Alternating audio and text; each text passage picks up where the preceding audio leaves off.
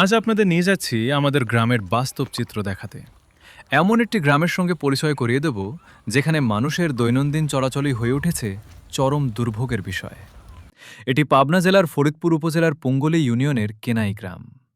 দীর্ঘদিন ধরে এই গ্রামের রাস্তার অবস্থা এতটাই ভয়াবহ যে বর্ষাকালে তো দূরের কথা, সাধারণ সময়েও মানুষ নিরাপদে চলাচল করতে পারে না।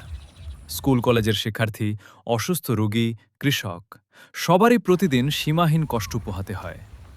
নির্বাচনের আগে জনপ্রতিনিধিরা নানা প্রতিশ্রুতি দেন, বলেন রাস্তা হবে, উন্নয়ন হবে, মানুষের দুর্ভোগ দূর হবে। কিন্তু নির্বাচন শেষ হলেই সেই প্রতিশ্রুতিগুলো যেন হারিয়ে যায়। তখন আর কেউ এই গ্রামের খোঁজ নেন না। একটি প্রবাদ আছে, কাজের বেলায় কাজী, কাজ ফুরালেই পাজি। দুর্ভাগ্যজনক হলেও সত্য, কেনাই গ্রামের মানুষের অভিজ্ঞতা যেন ঠিক এমনই। আজকের ভিডিওতে আমরা এই গ্রামের রাস্তার প্রকৃত অবস্থা আপনাদের সামনে তুলে ধরব। আপনারাই দেখুন, বিচার করুন, এভাবে কি একটি গ্রামের মানুষ বছরের পর বছর বেঁচে থাকতে পারে? উন্নয়নের এই যুগে এমন অবহেলা কি গ্রহণযোগ্য?